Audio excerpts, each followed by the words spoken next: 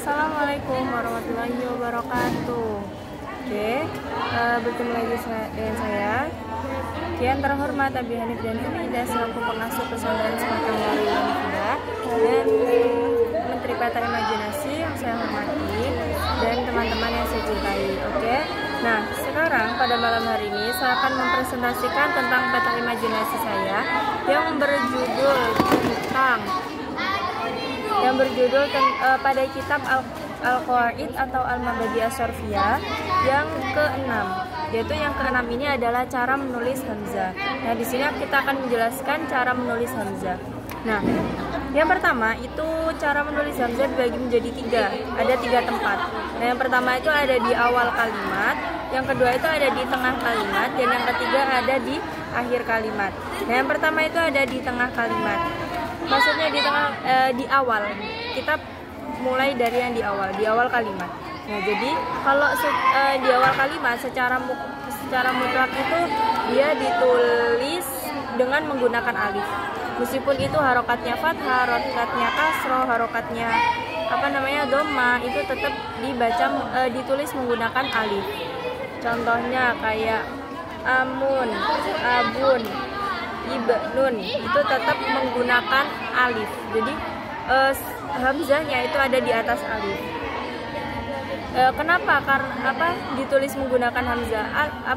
Menulis hamzahnya menggunakan alif itu karena hamzah dengan alif itu dia ukurannya sama.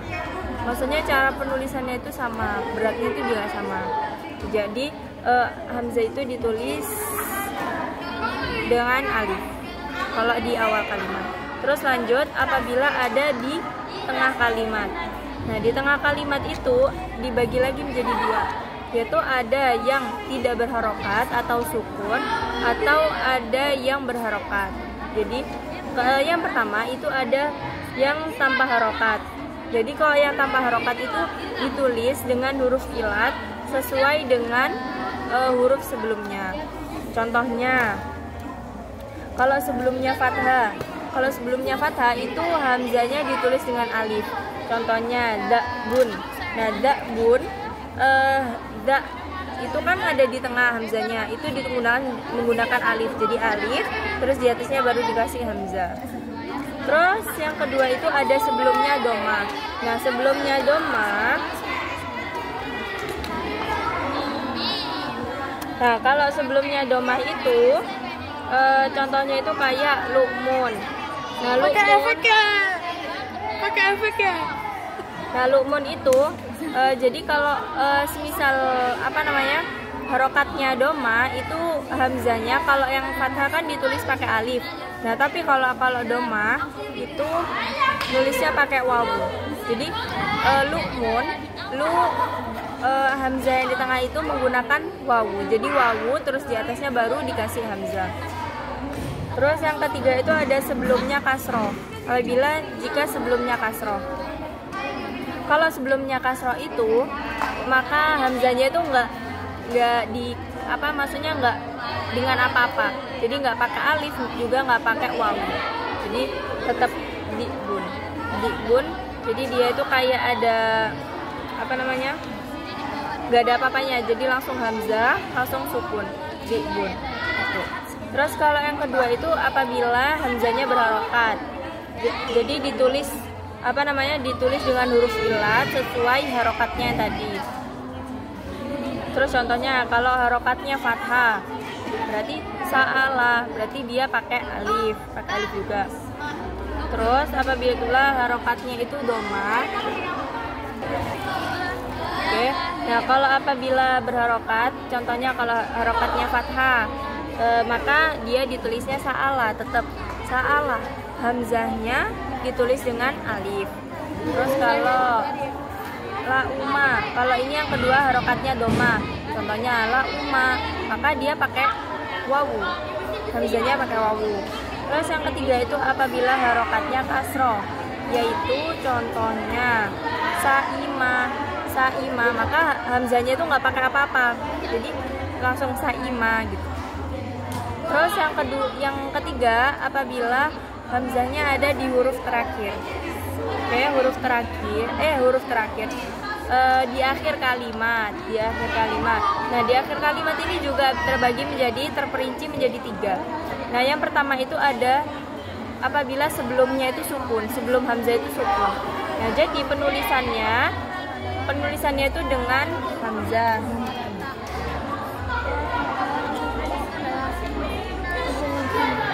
Apa sih? Harus makan. Minum aja, ada minum. Enggak ada.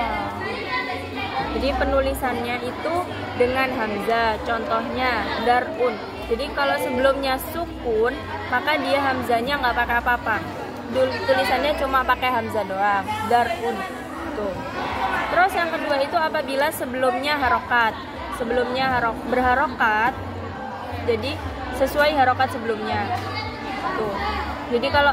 Jadi pada intinya itu kalau di sini fathah maka dia pakai alif. Kalau doma pakai wawu. Terus kalau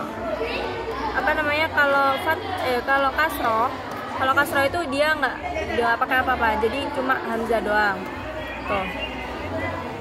Terus kalau yang sebelumnya harokat, contoh sebelumnya fathah. Nasya'a berarti dia hamzahnya pakai alif. Terus kalau yang kedua yang apabila sebelumnya itu doma, toru'a. Nah, kan toru'a meskipun dia hamzahnya itu dibaca fathah tapi sebelumnya itu adalah doma, maka dia pakai wawu. Soalnya sebelumnya adalah doma. Terus yang ketiga itu apabila sebelumnya itu kasroh. Fati'ah gitu, Fati'ah. Nah, dia kan sebelumnya itu adalah ti, yaitu kasroh. Maka setelahnya hamzahnya itu nggak menggunakan apa-apa, jadi cuma menggunakan hamzah doang. Tuh.